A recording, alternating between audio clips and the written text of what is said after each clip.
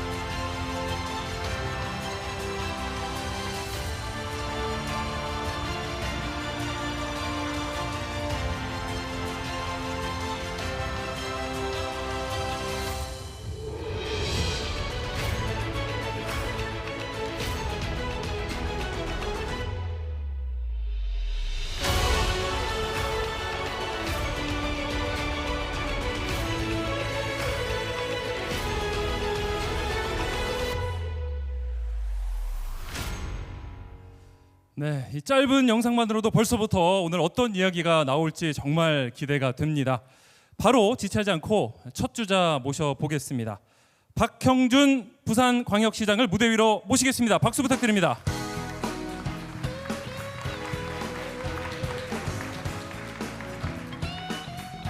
네, 어서 오십시오, 박 시장님. 네, 안녕하십니까. 예. 네.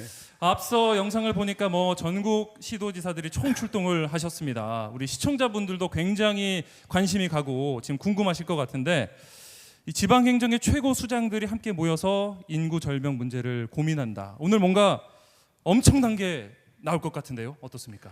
네, 그렇습니다. 그 대한민국 모든 문제의 현장은 지역에 있습니다. 그 지역을 이끌고 있는 시도지사들이 대한민국을 살릴 수 있는 해법을 낼 수 있는 분들이라고 생각합니다. 그분들의 지혜를 모으고자 이런 정책 컨퍼런스를 마련했습니다. 네. 오늘 60분간 또 생방송으로 진행이 되는 동안 우리 국민 여러분께서도 시청자 여러분께서도 함께 해주시면 감사하겠습니다. 자, 오늘 발표하실 제목이 대한민국 균형 발전 아귀 모델에서 고래 모델로가 되겠는데요. 아주 명쾌하고 흥미롭게 풀어주시리라 믿겠습니다. 자, 박 시장님 준비되셨으면 발표 시작해 주십시오. 예, 감사합니다. 저는 대한민국이 지금 3대 문제로 홍역을 앓고 있다고 생각합니다. 첫째는 잠재 성장률 저하고요. 역사상 최악의 저출산이 두 번째고, 세 번째가 격차 사회가 곳곳에서 확대되고 있다는 것입니다. 이 뿌리에 수도권 일국주의와 지역의 상대적 퇴락이 있다는 이 문제의식이 저는 대한민국을 푸는 가장 중요한 문제의식이라고 생각을 합니다. 그걸 오늘 좀 설명을 드리겠습니다. 수도권 일국주의가 과거부터 있었냐? 그렇지 않습니다. 사실은 대한민국 산업화를 돌아보면 경부축 중심의 발전이었습니다. 왜 이렇게 설계를 했느냐? 부산이 세계적인 항만을 갖고 있기 때문에 그 항만 주변에 제조업 단지를 만들고, 서울이 수도로서의 복합 기능을 갖고 있기 때문에 이 두 개를 경부 고속도로로 연결을 해서 대한민국 산업화를 이끌어왔던 겁니다. 그리고 그 경부축 중심의 산업화에서는 부산, 울산, 대구, 구미, 대전, 서울까지 이 발전축이 형성됐습니다. 근데 이 발전축에서 제일 문제는 사실 호남이 상대적으로 발전해서 소외됐다는 문제였습니다. 이 문제를 극복하기 위해서 사실은 이 호남축 중심의 새로운 발전 모델을 만들고자 했던 것이 87년 이후 민주화 이후에 나왔던 일입니다. 그런데 경부축을 살려놓고 호남축, 서해안축을 살려서 이 두 가지 축으로 균형 발전을 이루었으면 좋았을 텐데, 아쉽게도 87년 이후에 대한민국은 경부축도 사라지고 호남축도 새로 충분히 형성되지 못한 상태에서 수도권 일국주의로만 굳어졌던 겁니다. 예를 들어 부산이 1970년대 GDP에 차지하는 비중이 29%였습니다. 90년대에 4%로 떨어졌습니다. 1990년대에 부산이 직할시에서 광역시구로 됐습니다. 그러면서 성장 억제 도시로 묶였어요. 부산만 묶인 게 아니라 남부권 전체가 묶인 겁니다, 사실은. 그 결과로서 그때부터 호남에서, 영남에서, 대전에서 모든 곳에서 수도권으로 몰려드는 그 구조가 완성이 된 겁니다. 여러분들, 인서울이라는 얘기가 여기서부터 형성이 된 것입니다. 제가 재밌는 예를 하나 들겠습니다. 전 세계 수도권 집중이 얼마나 심한가, 이걸 보기 위해서 각 나라의 인구 집중도를 저희가 그림으로 표시를 해봤습니다. 보시다시피 프랑스, 일본 이런 나라들은 수도권이 굉장히 비대한 것으로 나타납니다. 미국은, 저는 이걸 고래 모델이라고 하고 싶은데, 또 독일도 마찬가지고, 인구와 이 지역적 분포가 이게 괴리되어 있지 않습니다. 골고루 아주 잘생긴 고래처럼 발전을 하고 있습니다. 재미있는 것은 2000년대 이후에 계속 혁신하고 성장하는 나라들은 이런 고래 모델을 가진 나라들이고, 미국, 네덜란드, 독일 등 고래 모델을 가진 나라들이고, 2000년대에서 성장이 억제된 나라들은 일본, 프랑스와 같이 이런 수도권만 입이 큰 그런 모델입니다. 저는 그걸 아기 모델이라고 생각하는데, 제일 심한 아기 모델을 보여주고 있는 나라가 대한민국입니다. 전 세계에서. 보시면 알겠지만은 정말 아기 가운데서도 가장 못생긴 아기 모델을 지금 대한민국은 갖고 있는 것입니다. 90년대 이후에 모두가 인서울에 왔습니다. 옛날에 국립대학들이, 지방국립대학들이 10위권 내 대학이었는데 지금은 다 인서울대학 뒤로 밀렸습니다. 대한민국 모든 엘리트들이 강남에 기반을 두고 집을 갖고 있거나 아이를 키우거나 거기에서 직장을 갖는 구조로 바뀌었습니다. 대한민국이 수직적 구조로 바뀐 것입니다. 이것이 잠재력을 우리가 충분히 활용하지 못하는 나라를 만든 것이고, 이것이 수도권, 특히 강남의 부동산 시장을 폭등시킨 이유고, 지방의 엘리트들과 고소득층도 전부 아이들을 서울에 교육을 시키거나 또는 강남 기반으로 살기를 원합니다. 대한민국을 강남과 비나 강남이라고 하는 이런 두 개의 위너와 루저 모델로 바꾼 이 구조가 바로 아기 모델이라고 저는 생각을 합니다. 이 구조가 너무 강하기 때문에 블랙홀 현상이 지금 대한민국을 성장 잠재력도 약화시키고 초저출산도 가져오고 또 격차도 확대하는 상황을 가져온 것입니다. 최근에 한국은행이 굉장히 좋은 조사를 했습니다. 자, 수도권이 이렇게 비대해졌는데 그 인구가 어디서 온 거냐? 78.5%가 청년들이 유입됐다는 겁니다. 그러면 이 청년들이 그냥 모두가 유입된 게 아니라 청년들이 78.5% 유입된 거예요. 그만큼 지방은 78.5% 해당되는 청년들이 빠졌겠죠. 자, 그러면 서울에 온 청년들, 수도권에 온 청년들이 행복하냐? 국회 미래연구원 조사에 의하면은 수도권 청년들의 삶의 만족도가 전국 하위권 수준입니다.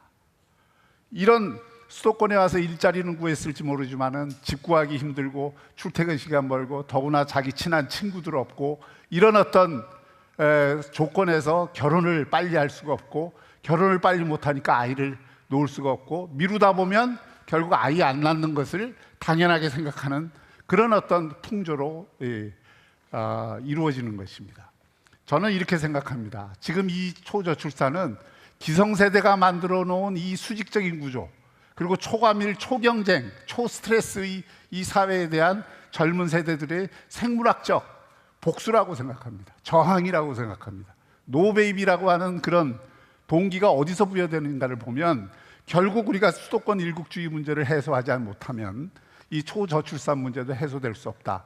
저는 이렇게 생각을 합니다. 대한민국이 정말 한 단계 더 도약하려면 지금과 같은 수도권 일국주의로는 불가능합니다. 미국이 왜 유럽과 비교할 때 2008년에 GDP가 1대1이었는데 지금 2배 이상 미국이 발전했겠습니까? 제가 챗GPT에 미국에서 제일 최근에 성장한 주들이 어디냐? 이걸 물었더니 5군데를 얘기를 해줘요. 그 5군데가 우리가 평소 미국의 시골이라고 생각하는 곳들입니다. 뭐 네바다도 있고 워싱턴주도 있고 콜로라도도 있고 뭐 이런 주들이 새로운 혁신 거점으로 등장을 하고 있는 것입니다. 우리는 여기서 배워야 됩니다. 대한민국이 살아나려면 서울이라는 혁신 거점만 갖고 수도권이라는 혁신 거점만 갖고는 대한민국을 먹여 살릴 수가 없고 대한민국의 구조를 계속 왜곡시키는 이런 상황이 벌어진다는 것입니다.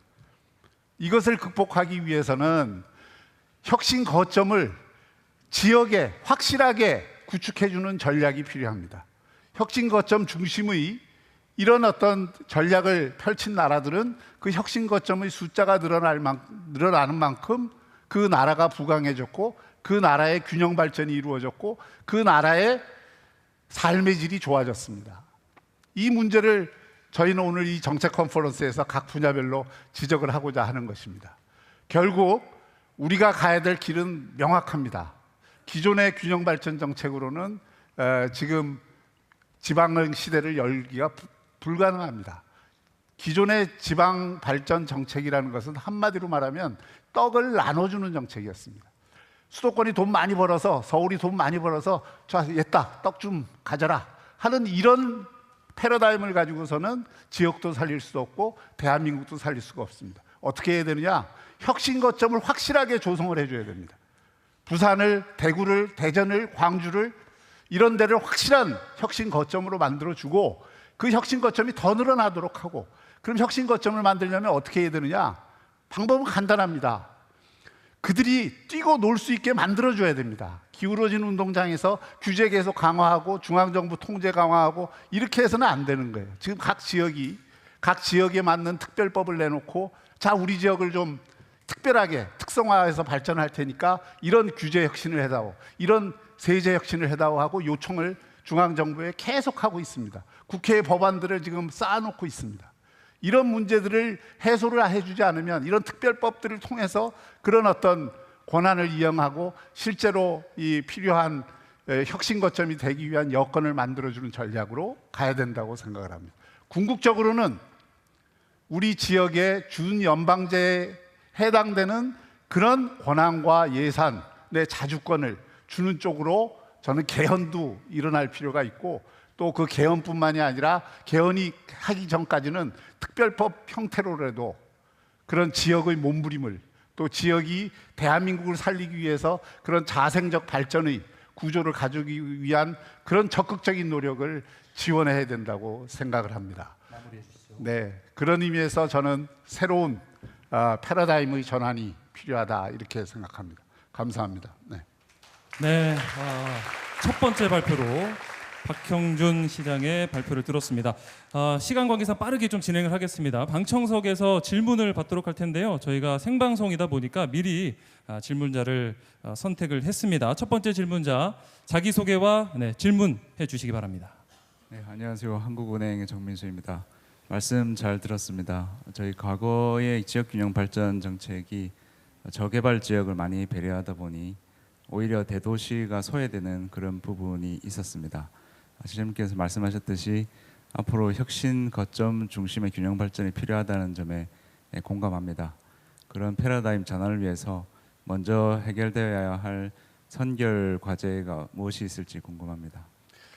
지금은 굉장히 기울어진 운동장이기 때문에 또 기울어진 막대이기 때문에 이 기울어진 막대를 피기 위해서는 좀 반대 방향의 그 강력한 그 기울기를 해소하려고 하는 노력이 필요합니다. 그것이 지금 제가 말씀드린 각 지역에서 이 특별법으로 지금 제기하고 있는 자기 지역을 특성화된 그런 큰 의미에서 규제 자유 지역으로 만들어주고 또 거기에서 필요로 한 사람 그리고 돈 그리고 기업 들이 올 수 있는 여건을 만들어 주자는 것입니다. 우리 윤석열 정부에서 하고 있는 기회발전 특구 정책은 굉장히 좋은 정책입니다. 저는 그것이 구현이 되고 법이 지금 국회에 가 있는데 통과가 돼서 정말 기회발전 특구의 각 지역이 특성화 발전을 위해서 하는 그런 어떤 특구로 지정이 되고, 거기에 따라서 상속세, 거기에 기업이 오면 상속세를 면제해주고, 거기에 오면은 법인세를 상당 부분 면제해주고, 거기에 투자하는 기업에 대해서 특별한 규제 혜택을 준다면 각 지역의 특성에 맞는 기업들이 올 수가 있고, 그것이 지역에서 새로운 일자리를 창출하고 새로운 혁신 성장의 거점이 될 것이라고 생각합니다. 제가 보기에 우리 시도지사님들은 정말 노력을 많이 하고 계세요. 그런데 항상 중앙의 허들에 막혀서, 그 정부의 그 규제에 막혀서 더 이상 뻗어나가지 못하는 이런 한계를 갖고 있습니다. 그런 면에서 혁신 거점 도시를 확실히 거점 도시답게 만들겠다는 중앙정부의 획기적인 발상의 전환과 노력이 필요하다고 생각합니다. 네, 어떻게 만족스러운 답변이 되셨을까요? 네, 감사합니다. 발표 잘 들었습니다. 감사합니다. 고맙습니다. 네, 박형준 부산광역시장의 발표 함께 하셨습니다. 중앙정부와 지방정부가 함께 두 바퀴로 가는 미래가 되어야 한다라는 말씀이셨고요. 이 국가 소멸이라는 절체절명의 위기 속에서 우리가 그저 데워지는 물속의 개구리는 아니었나 하는 좀 많은 생각을 하게 되는 시간이었습니다. 자, 다음 순서는요. 저출생 또 인구 절벽에 대한 파격적인 해법을 갖고 오셨습니다. 삼선 국회의원을 지내셨죠. 힘센 충남을 표방하면서 충남의 변화를 주도하고 계신 김태흠 충청남도 지사인데요. 오늘 발표하실 제목은 아이를 낳으면 성인이 될 때까지 책임지는 대한민국이 되겠습니다. 준비되셨으면 김 지사님 발표 듣겠습니다.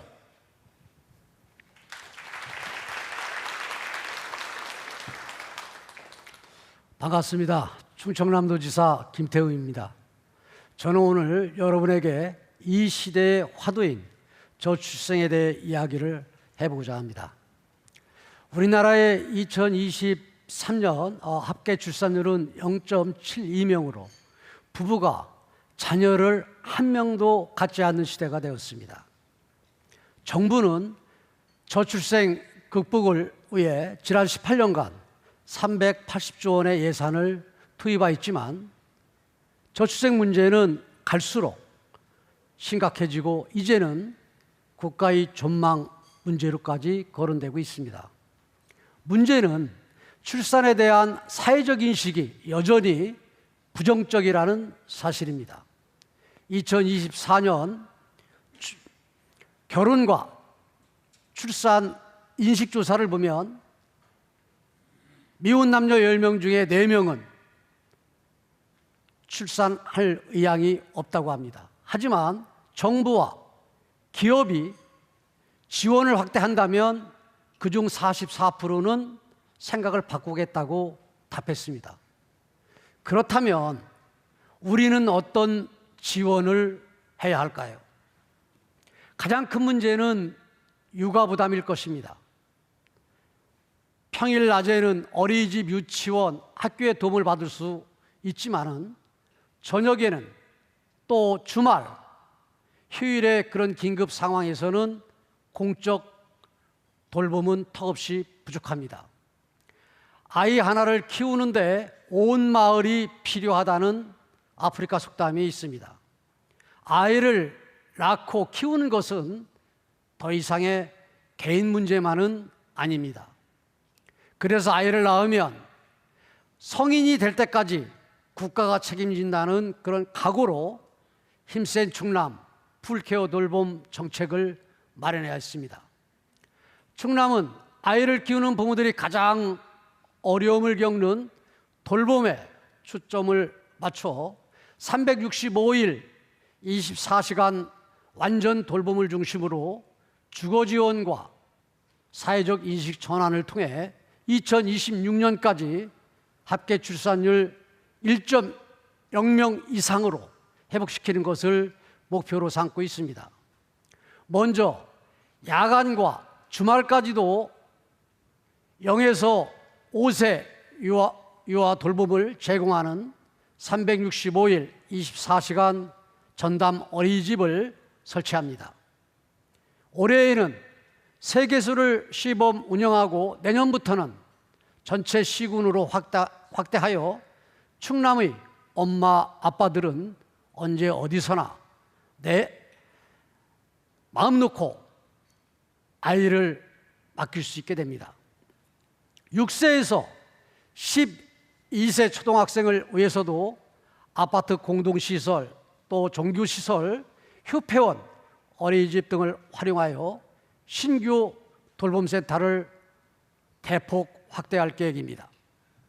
아울러 야간, 주말, 방학기간 돌봄 공백을 해소하기 위해서 시군마다 거점 돌봄센터를 운영하여 초등학생도 영유아와 동일하게 365일 24시간 돌봄을 제공하겠습니다. 임신, 출산 가구에 대한 주거 부담 해소를 위해 충청남도는 공공임대주택의 특별 공급 비율을 55%에서 100%까지 확대합니다. 원래 특별 공급 비율은 중앙정부에서 정했습니다. 저는 관계 부처와 지속적으로 협의하여 시도지사 권한으로 비율을 정할 수 있도록 제도 개선을 이끌어냈습니다. 앞으로 충남의 젊은 부부들에게 큰 도움이 될 것입니다. 출산과 육아에 대한 우리 사회의 인식 변화도 중요합니다. 공공이 앞장서서 아이 키움 배려 문화를 정착시키기 위해 충남은 올해 7월부터 공공 최초로 육아 직원에 대한 주 4일 출근제를 도입하였으며 이는 서울, 경기, 대전 등 다른 지역으로 확산되고 있습니다. 기존 8세까지 적용되던 하루 2시간 자녀 돌봄 시간도 전국 최초로 12세까지 확대하여 시행 중입니다. 민간의 적극적인 동참을 위해서 내년부터 출산 육아 지원 제도를 시행 중인 중소기업에 대해서도 1천만 원의 장려금을 지원하겠습니다. 또 지원 기업이 주 4일제를 도입할 경우에는 추가로 1천만 원을 더해 최고 2천만 원까지 지원하고 또 도가 앞장서서 출산 육아 기업 문화를 홍보할 계획입니다.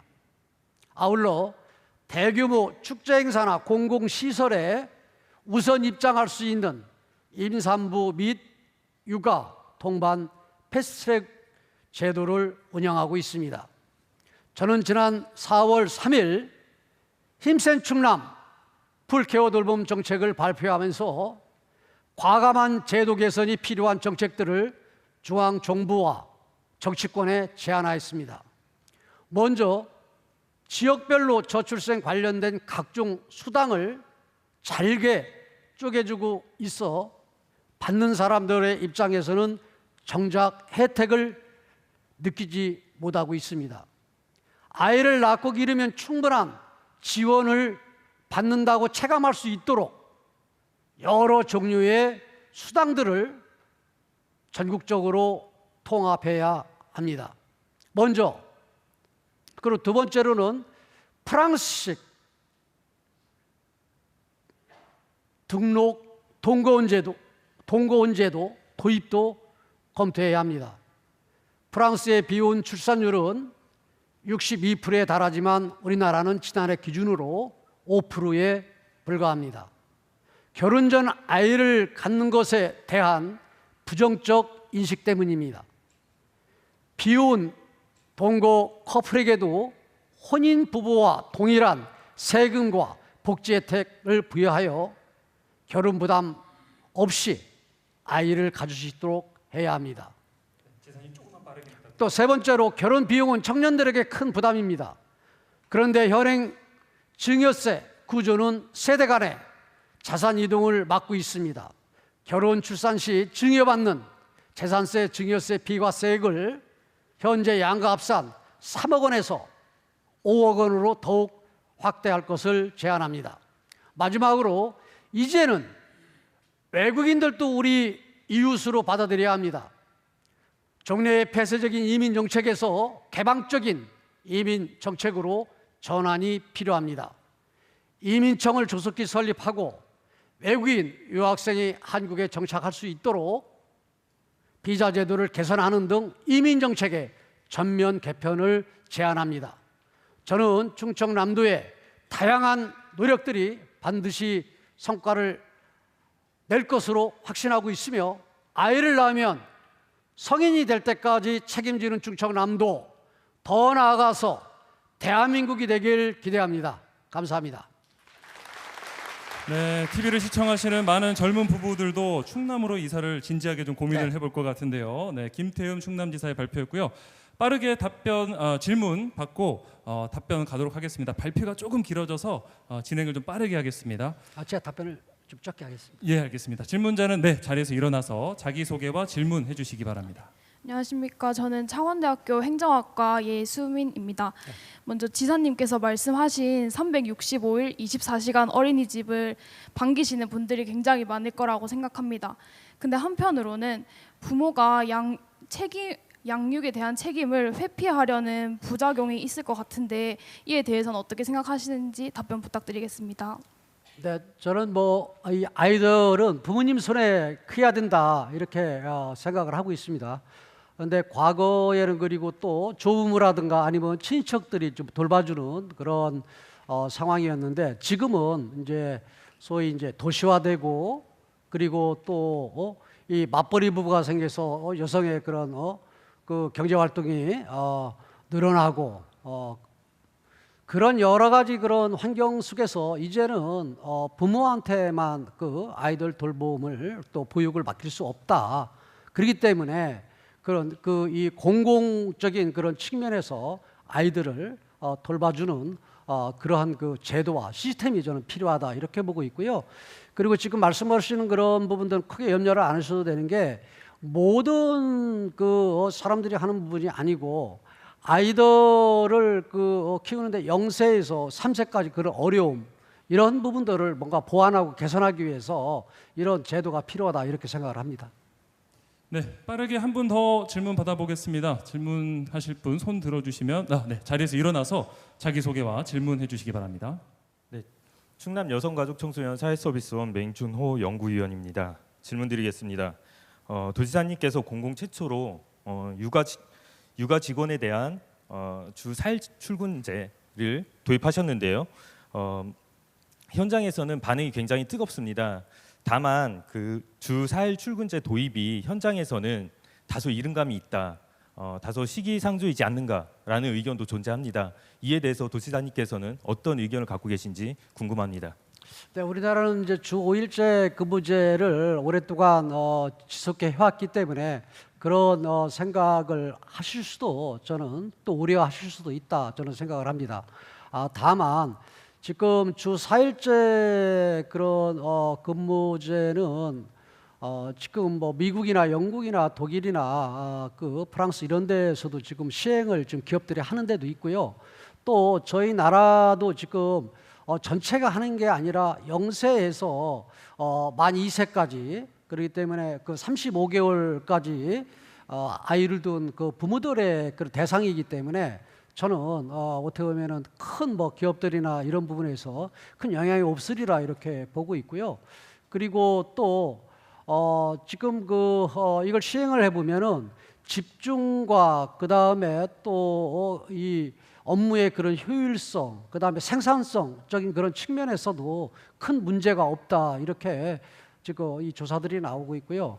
저희가 지금 시행을 충남도하고 또 시군 공무원들 또 산하기관들 했는데요. 지금 대상들이 한 1,200명 정도 시행을 하고 있는데요.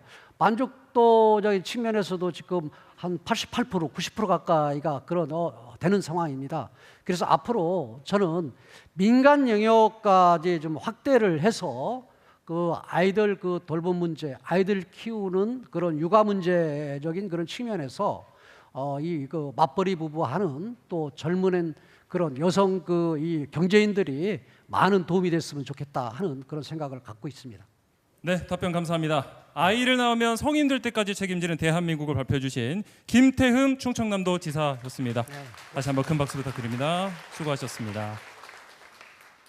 네, 지금 여러분께서는 BJC 방송기자클럽과 시도지사협의회가 공동 주최하는 특별기획 위기의 대한민국 인구 절벽을 넘어서 생방송으로 함께하고 계십니다. BJC 회원사인 KBS, MBC, SBS, CBS, YTN, MBN을 통해서 방송이 되고 있습니다. 자, 바로 다음 순서 이어가겠습니다. 128년 만에 특별자치도로 새롭게 출발해서 특별한 도약을 준비 중인 전북특별자치도의 김관영 지사인데요. 발표 제목은 지역 특성을 살린 미래 첨단 정책 테스트베드 조성이 되겠습니다. 준비되셨으면 발표 시작해 주십시오. 네, 안녕하십니까. 네, 전북특별자치도지사 김관영입니다.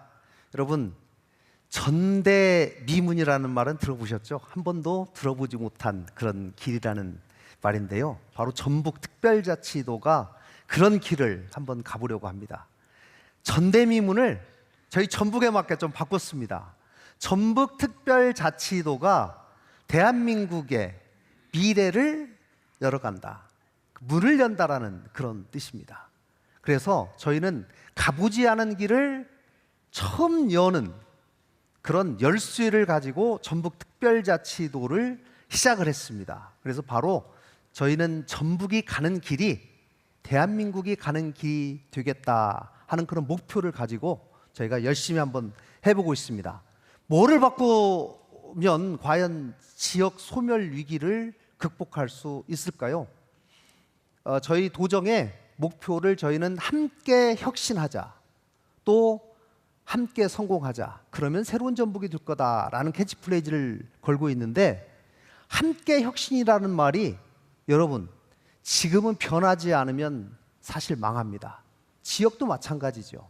무엇을 가장 먼저 바꿀 수 있을 것인가 저희가 많은 고민을 했는데, 먼저 공직자부터 바꾸자.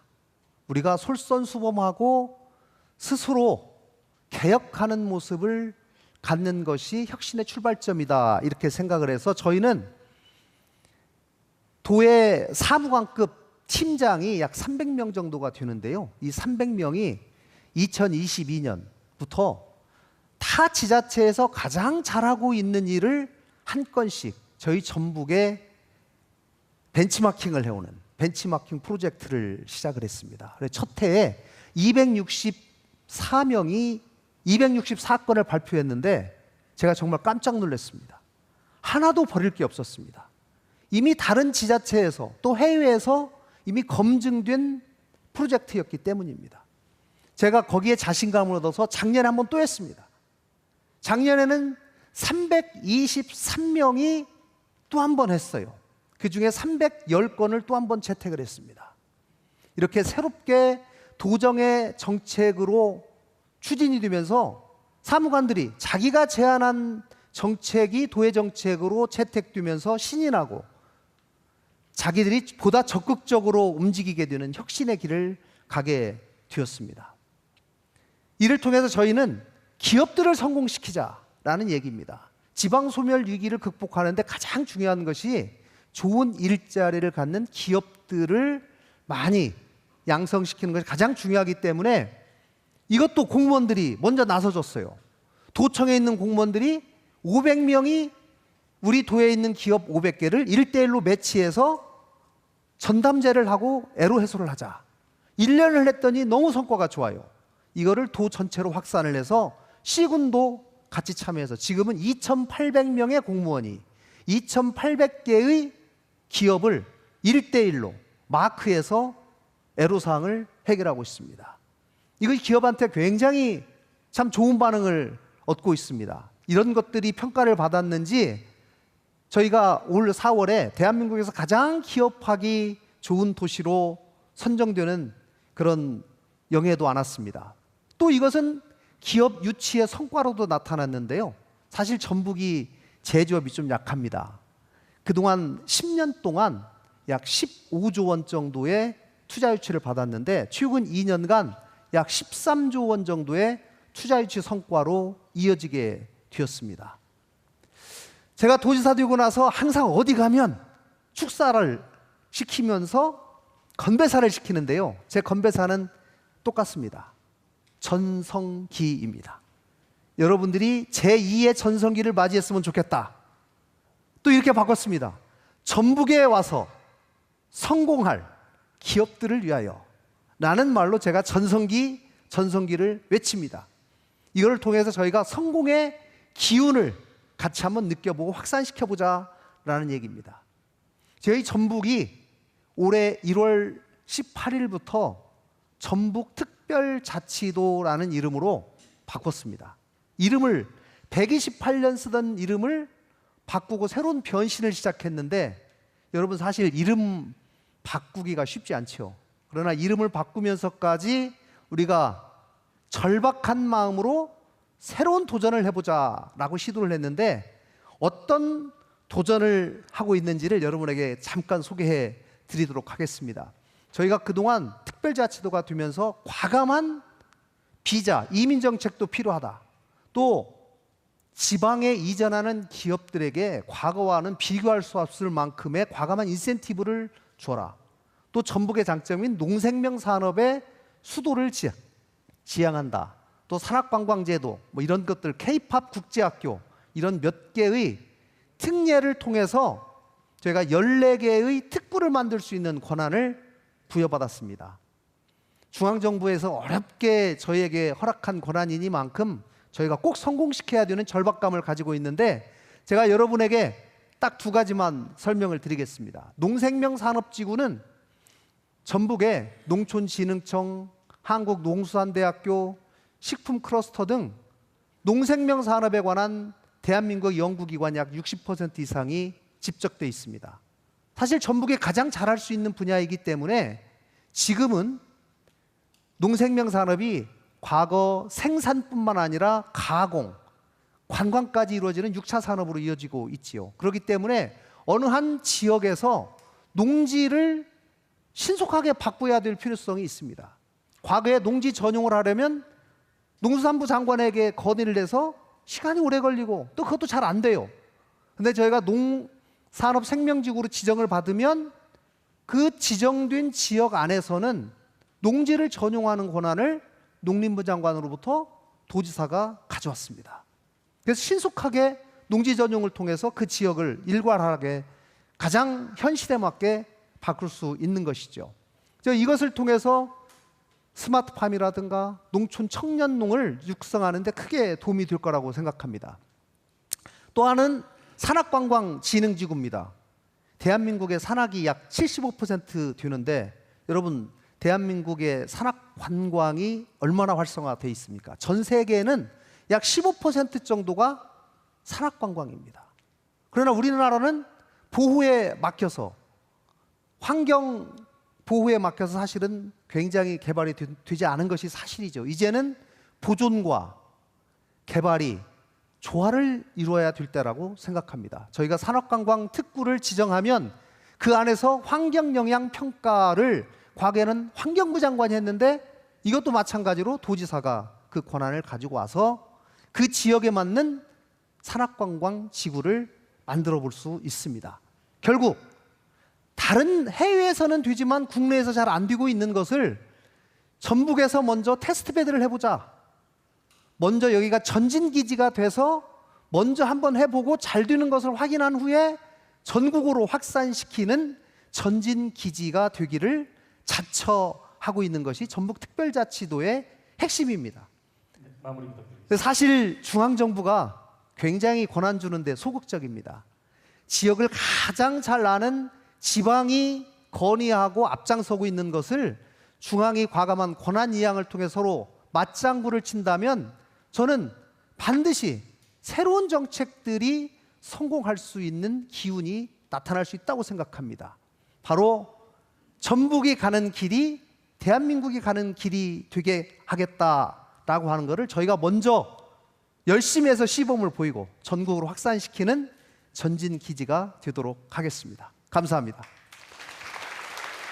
네, 이제 이름을 바꾸고 새로 출범한 특별자치도답게 굉장히 젊고 혁신적인 진취적인 정책을 들려주셨습니다.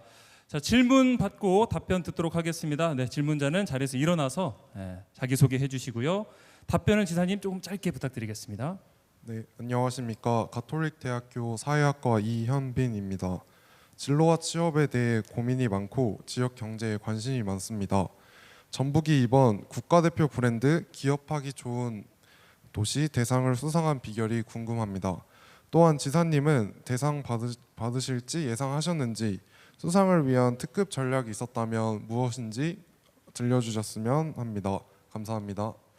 네, 사실 모든 지자체가 기업하기 좋은 환경을 만들기 위해서 노력하기 때문에 저희가 1등가리라고는 솔직히 생각 못했는데, 아까 말씀드린 1공무원 1기업 전담제, 현재 2,800명의 공무원이 2,800개의 기업을 전담하고 애로사항을 해소하고 있는데요. 그것 말고도 저희는 도에서 세무조사를 하게 되면 연초에 세무조사 대상 기업한테 편지를 보내서 기업의 실정에 맞게 시기를 선택할 수 있도록 합니다.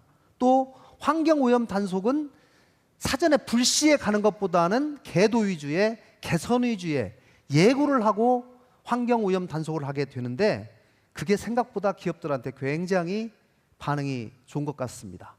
네, 그 정도로 답변 드리겠습니다. 네, 한 분 더 빠르게 질문 받겠습니다. 네, 자기소개와 질문 해주시면 되겠고요.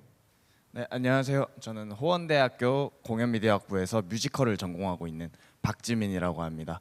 아까 말씀하신 것 중에 국제 K-팝 학교에 관련해 가지고 굉장한 관심을 갖고 있고, 또 외국 청소년들이 엄청난 흥미를 갖고 있는 걸로 알고 있는데요. 거기에 대한 구체적인 구상이 어떻게 되시는지 그게 궁금합니다. 네, 저희가 전북이 가지고 있는 가장 큰 특성 중에 하나가 K컬처의 뿌리라는 것입니다. 한옥, 한식, 한복, 판소리, 이것이 가장 잘 보존되어 있는 곳이 전북이고, 지금 K컬처의 그 원료를 찾아가면 바로 그것을 우리가 보존하고 현대에 맞게 재해석하는 것이 필요하다. 이것을 전북에서 먼저 이번 특별자치도 제도를 통해서 한번 구현해 보자라고 하는 것이고요.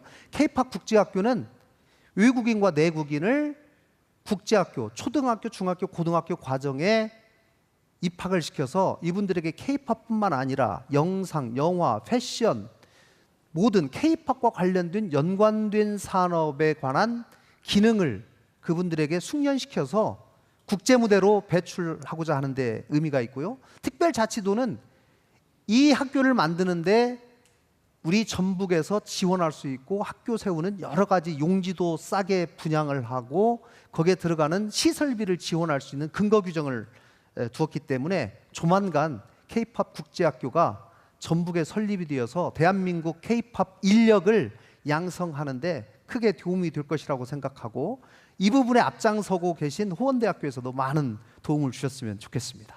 네, 감사합니다. K-팝 국제학교에 대한 청사진까지 함께 들어봤습니다. 김관영 전북특별자치도지사였습니다. 박수 부탁드립니다. 감사합니다. 네, 이제 마지막 순서인데요. 정말 오래 기다리셨습니다. 엊그제까지 울산 국제정원 박람회 유치를 위해서 튀르키예와 또 폴란드 바르샤바까지 다녀오셨는데요. 오늘 기업과 함께 성장하는 지방정부라는 제목으로 발표를 해주시겠습니다. 김두겸 울산광역시장입니다. 기업하기 좋은 전북보다도 더 친기업 도시 울산광역시장 김두겸입니다. 반갑습니다. 지역이 잘 살아야 나라가 잘 삽니다. 현 주소는 어떻게 할까요? 이 숫자의 의미는 무엇일까요? 바로 기울어진 현 주소입니다. 그럼에도 불구하고 우리 울산은 각종 규제 그리고 여러 가지 절차를 완화하면서 울산만이 갖고 있는 경쟁력을 갖춰 나가고자 합니다. 지금 개발 제한 구역입니다. 울산의 그 형태를 본다면은 심장 역할, 하트 모양입니다. 그리고 울산 도심에 이 그린벨트가 딱 중심부로 이렇게 그린벨트가 제정되어 있고, 이게 면적이 약 25% 정도 됩니다. 그러면 그런 관계로 울산의 도시 균형 발전이 굉장히 저해가 되는 부분이고, 이 그린벨트라는 것은 도시의 무분별한 확장을 막기 위한 제정된 부분인데, 사실은 지방은 이제 소멸 상태인데 무분별한 확장이 없습니다. 그래서 정부에서는 이 그린벨트 완화에 대한 부분을 여러 부분을 지방의 권한을 이양해 줬습니다마는 아직까지도 완전한 이양이 되지 못하고 있습니다. 여러 가지 독소 조항들이 빨리 지방에 이양이 돼야 지역이 살아남습니다. 울산 같은 경우에는 이 서울의 면적을 보면 서울의 1.7배 정도 되는데요. 공장을 짓고 싶어도 가용 용지가 없어서 울산은 공장을 지을 수가 없습니다. 그래서 이 기업이라는 부분은 서로 연관성이 있고 연계가 있습니다. 밸류체인이 잘 되어 있는 부분이 있는데, 울산에서 공장을 지어야 되는데 불구하고 더 많은 비용을 들여서 타 지역으로 많이 공장을 이설하고 있습니다. 이제 그린벨트가 완화되면서 울산의 그러한 문제들을 많이 완화가 됐다는 말씀을 드립니다. 그리고 지역이 잘 살기 위해서는 여러 가지 정책을 펼쳤는데, 울산이 주도를 해서 분산에너지 활성화법을 제정을 했습니다. 이 법의 근본 취지는 차등요금제입니다. 지금 사진에 나타난 바와 같이 U자 형태입니다. 이 U자 형태에 원전이 다 들어가 있는 부분입니다. 바로 전력을 생산하는 지역입니다. 자유시장 경제의 논리에도 생산지가 뭐든지 좀 가격이 사야 됩니다. 그럼에도 불구하고 여기서 전력을 생산하면서 수도권을 전력 보내는데 여기에는 송배전 비용이 다 포함되는 법입니다. 그러면서도 동일한 전기 요금을 낸다는 것은 잠시 전에 말씀드린 것처럼 자유시장 경제 논리에 맞지 않습니다. 이런 전력이 생산한 지역에 바로 차등 요금제를 적용을 한다면은 기업들은 반드시 다 전력 소비 산업들이 있습니다. 그런 산업들은 이런 지역으로 몰려오게 되어 있습니다.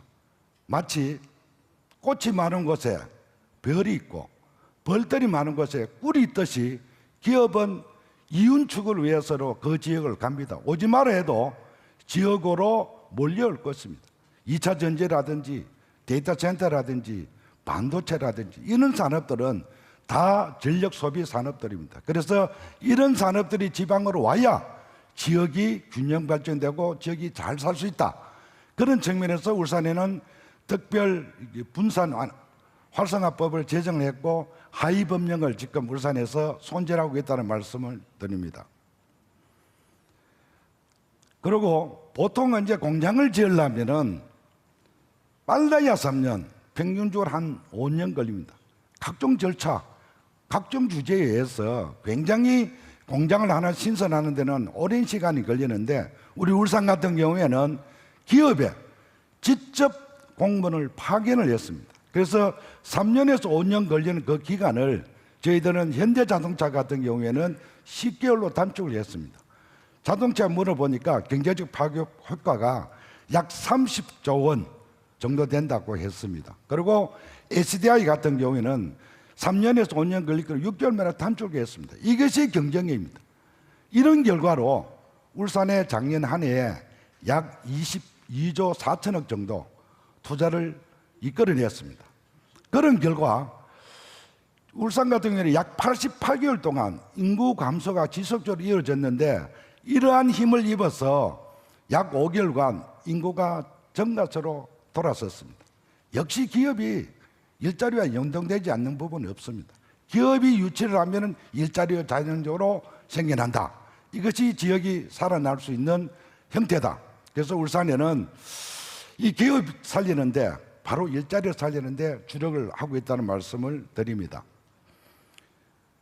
그리고 울산에는 일자리가 넘쳐나고 있습니다. 그러나 일할 사람이 없습니다. 이걸 해결하기 위해서는 불가피하게 외국인 근로자가 필요한데, 이런 외국인 근로자를 이 구태제로 하는 것은 정부 주도로 했습니다. 그리고 지방의 특정에 맞춰서는 이루어지는 게 하나도 없었습니다. 그래서 이 정책 과정에서부터 지방이 참여를 해야 된다. 그리고 지방이 직접 설계하고 거기에 필요한 외국인 근로자 숫자를 구체적으로 정하는 것이 맞지 않느냐. 그래서 광역 비자가 필요하다. 정부에 건의를 했는데 받아들여졌습니다. 천명다행스럽게 이제 많은 인력이 해소될 것으로 기대를 하고 있고, 또 한 가지는 울산이 선도적으로 주도했던 부분이 현재 외국인 근로자들이 현장에 투입을 되더라도 한글이라든지 문화라든지 또 그 기업에 맞는 기술을 배우는 게 약 6개월 걸립니다. 6개월 동안은 한국 기업에서 급여를 주고 있습니다. 국보 손실입니다. 그래서 외국에 가서 바로 직업 학교를 만들어야 되겠다. 그 현지에서 직업 학교를 만든다면은 월급 하나도 안 주고도 거기에서 우수한 학생 70%만 합격을 시켜서 필요한 기업에 투입을 한다면은 굉장히 우리 국익에도 도움이 될 것이다 해서 우리 울산시는 선제적으로 외국의 정책 또 직업 이런 학교를 도입을 추진하고 있다는 말씀을 드립니다.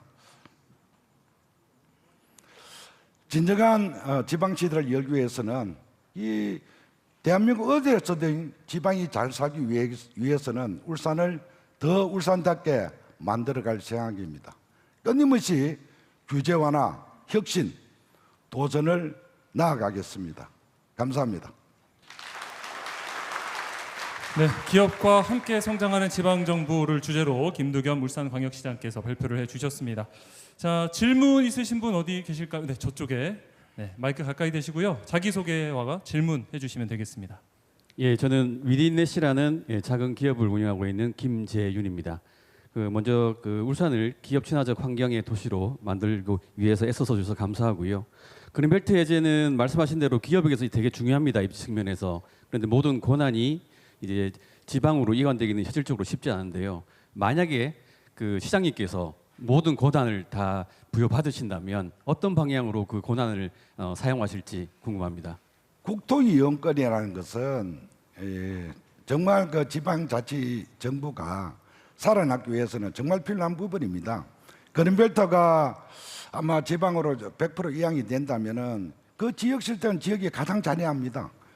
이 중앙정부에서 그린벨트 심의위원들이 앉아서 그 지역을 잘 모르면서 어떤 부분은 풀어주고 어떤 부분은 안 풀어주고 그렇게 결정을 한다면은 굉장히 불합리한 부분이 많을 것입니다. 그래서 지방의 대폭 권한을 이양해주고 이미 지방정부도 지방자치제도가 시행된 지가 30년이 넘었습니다. 역량들이 있습니다.